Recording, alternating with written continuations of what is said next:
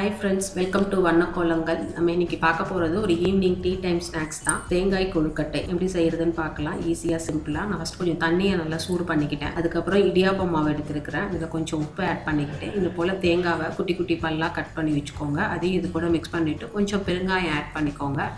அது கூடவே நம்ம சூடு பண்ணி வச்சுருந்த தண்ணியும் ஆட் பண்ணிக்கிறோம். இதை ஃபஸ்ட்டு நல்லா மிக்ஸ் பண்ணிக்கலாம். கொஞ்சம் கொஞ்சமாக தண்ணி விட்டு மிக்ஸ் பண்ணுங்கள்.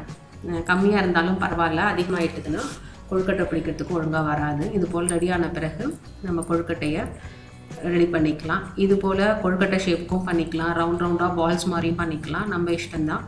முடித்த பிறகு நம்ம இட்லி தட்டில் எல்லாத்தையும் எடுத்து நம்ம அடுக்கி வச்சிடலாம்.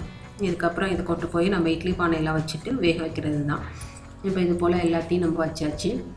இப்போ இட்லி பானையில் தண்ணி வச்சுட்டு தண்ணி சூடான பிறகு நம்ம ரெடி பண்ணி வச்சுருந்த கொழுக்கட்டையை ஆட் பண்ணிவிட்டு நம்ம இட்லி பானையை மூடி வச்சிடுறோம். ஒரு 5 minutes தான். நல்லா வெந்திருக்கான்னு செக் பண்ணிக்கோங்க. அந்த கத்தியில் எதுவுமே ஒட்டலாம், நல்லா வந்துருச்சு. இப்போ கொழுக்கட்டை ரெடி ஆகிடுச்சு. இதே போல் நீங்களும் செஞ்சு பாருங்கள். பிடிச்சிருந்தா எங்கள் சேனலை லைக் பண்ணுங்கள், சப்ஸ்கிரைப் பண்ணுங்கள், கமெண்ட் பண்ணுங்கள். Thank you friends.